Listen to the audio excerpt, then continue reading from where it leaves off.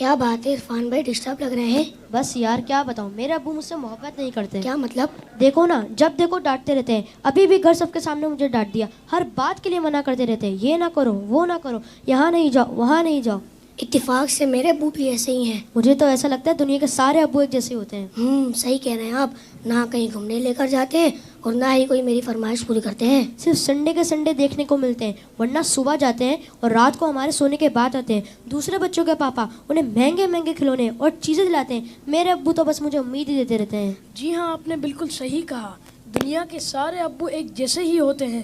وہ خود سے زیادہ اپنے بچوں اور فیملی کا خیال رکھتے ہیں. کیا آپ نے کبھی یہ سوچا کہ کیا ان کا دل نہیں کرتا ہوگا کہ وہ بھی گھر میں رہیں، سکون سے بیٹھ کر آرام کریں؟ پتہ نہیں، شاید چاہتا تو ہوگا. اور جہاں تک بات ہے آپ کی فرمائشوں کی، تو ان کی سیلری ہی اتنی کم ہوتی ہوگی کہ وہ چاہ کر بھی آپ کی فرمائشیں پوری نہ کر پاتے ہوں. ہو سکتا ہے ہماری ضرورتیں پوری کرنے کے بعد ان کے پاس اتنے پیسے ہی نہ بچتے ہوں کہ وہ ہماری فرمائشوں کو بھی پورا کریں. میں نے اس طرح سے کبھی سوچا ہی نہیں. اور جہاں تک آنکھیں دکھانے کی بات ہے تو یہ بھی ان کی مجبوری ہے کہ ان کی ڈیوٹی ہے کہ وہ ہمیں ہمیشہ بری باتوں سے روکیں اور اچھی باتوں کی ترغیب دیں. اچھا فیضان بھائی، یہ بتائیں آپ کی ضرورتوں میں کوئی کمی آئی ہو؟ نہیں تو بالکل بھی نہیں. کبھی ایسا ہوا کہ آپ بیمار ہوئے ہوں اور آپ کے ابو کو آپ کی فکر نہیں ہوئی؟ ہماری بیماری میں سب سے زیادہ پریشان ہونے والے ہمارے ماں باپ ہیں. آپ کے ابو چھوڑ کر کہیں گھومنے چلے گئے ہوں؟ نہیں تو کبھی نہیں.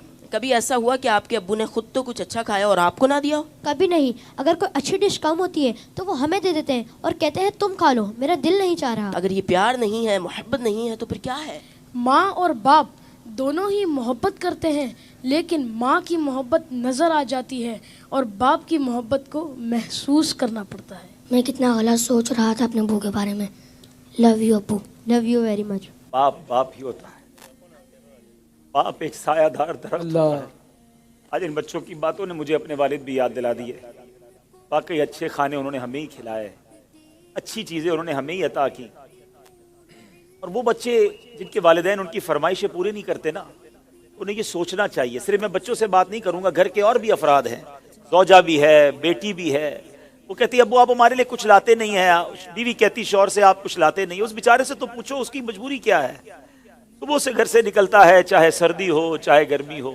کوئی موٹر سائیکل پر جاتا ہے، کوئی بس پہ بیٹھ کے جاتا ہے، کوئی دو بسیں بدل کے جاتا ہے، بارش میں بھی جاتا ہے. کیوں جاتا ہے؟ کہ چھٹی کروں گا تو تنخواہ کم ہو جائے گی. تنخواہ کم ہو جائے گی تو بچوں کو کیسے پورا کروں گا؟ اسکول کی فیس بھی دینی ہے، بچوں کے لیے کپڑے بھی لانے ہیں، کھانا بھی وقت پر لانا ہے. ہر چیز ہمیں تیار ملتی ہے. اس کی سورس کون ہے؟ وہ سورس ہمارے والد ہیں. اور بہت پیاری بات اس بچے نے کہی کہ ماں کا پیار تو نظر آتا ہے، والد کا پیار محسوس کرنا پڑتا ہے. پوچھو ان سے جن کا باپ چلا گیا. والد ایک سایہ دار درخت ہے. کبھی درخت کو دیکھا آپ نے؟ اس کے اوپر کے پتے گرم ہوتے ہیں، وہ ساری دھوپ اپنے اوپر سہ لیتا ہے اور اس کے نیچے اپنے بچوں کو چھاؤں دیتا ہے. مگر لوگ بعض اوقات اپنے والد کی قدر نہیں کرتے، اپنے والد سے الجھتے ہیں، اپنے والد کو برا بھلا کہتے ہیں. یاد رکھیے میرے آقا فرماتے ہیں، اس کا مضمون یہ ہے کہ والد کی رضا میں اللہ کی رضا ہے اور والد کی ناراضی میں اللہ کی ناراضی ہے. کبھی اپنے باپ کو ناراض مت کرنا. اگر وہ بوڑھے ہو گئے ہیں تو اب تمہاری باری آئی ہے، ان کی خدمت کرو. انہیں یہ احساس دلاؤ کہ اب میری باری ہے آپ کی خدمت کرنے کی. ہم اپنی ماں کو تو کہہ بیٹھتے کہ ماں میں تم سے بہت پیار کرتا ہوں. میں ساری دنیا کے بچوں سے پوچھتا ہوں کہ کب اپنے باپ کو کہا تھا کہ ابو آئی لو یو، والد صاحب میں آپ سے بہت پیار کرتا ہوں. آپ دنیا میں آج میں جو کچھ ہوں ابا جان میں آپ کی وجہ سے ہوں. یہاں تک پہنچایا مجھے آپ نے ہے. ارے جس نے انگلی پکڑ کر چلانا سکھایا، جس نے ہر مشکل میں کہا گھبرانا نہیں، میں تمہارے ساتھ ہوں. کہیں پھنس جاتا تھا تو ابو کے پاس آتا تھا، وہ کہتے بیٹا میں سنبھال لوں گا. اب وہ جب چلے گئے اب پتہ چلتا ہے کہ کون ہے جو سنبھالے گا. بچپن اور بڑھاپا برابر ہوتا ہے. جب ہم چھوٹے تھے ہم نے بڑی ضدیں کی، ہم نے بہت اپنی باتیں منوائیں. اب سمجھو والد صاحب کا جب بڑھاپا آ گیا تو میں نے ان کی باتیں ماننی ہیں. ان کی غصے کو برا نہیں ماننا، ان کے ٹوکنے کو برا نہیں ماننا. کبھی باپ کا دل مت دکھانا. یہ مت کہنا کہ آپ کو نہیں معلوم. ارے اسے کہتے ہو کہ نہیں معلوم جس نے ہمیں چلنا سکھایا، جس نے ہمیں کھڑا ہونا سکھایا، ہر مشکل میں جس نے ہماری مدد کی. خدارا میں ساری دنیا کے بیٹوں سے، ساری دنیا کی بچیوں سے، ساری اولاد سے گزارش کرتا ہوں اگر تمہارے والد زندہ ہیں ان کو خوش رکھنا. اور بوڑھے ہو گئے تو اب احساس دلاؤ ان کو کہ ابو جان آپ نے بڑا کام کیا ہمارے لیے. بڑی محنت کی، اب ہماری باری ہے آپ کی خدمت کرنے کی، اب ہم آپ کو سکھ پہنچائیں گے، اب آپ کسی ٹینشن میں نہ رہے، میرے پاس جو کچھ ہے ابو جان یہ سب آپ کا ہے، آپ کی وجہ سے ہے۔ تف ہے اس اولاد پر جو اپنے والد کو کہتی ہے کہ یہ میرا ہے آپ کا نہیں ہے، میں نے کمایا ہے آپ نے نہیں کمایا۔ یہ کبھی مت کہنا میرے پاس جو کچھ ہے، جو شرافت ہے، جو عزت ہے، جو دولت ہے، وہ سب کچھ ماں باپ کی وجہ سے ہے، وہ والد کی وجہ سے بالخصوص ہے۔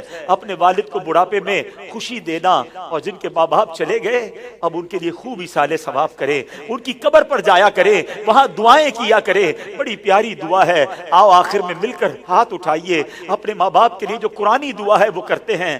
اللہم ارحمہما کما ربیانی صغیرا، اے اللہ ہمارے ماں باپ پر رحم فرما جیسا انہوں نے بچپن میں ہم پر رحم فرمایا۔ جن کے ماں باپ زندہ ہے مولا ان کو حیاتی عطا فرما، صحت عطا فرما، نیکیوں والی طویل زندگی عطا فرما، اور جن کے ماں باپ چلے گئے اے اللہ ان کی قبروں کو جنت کا باغ بنا دے، ان کی بے حساب مغفرت فرما۔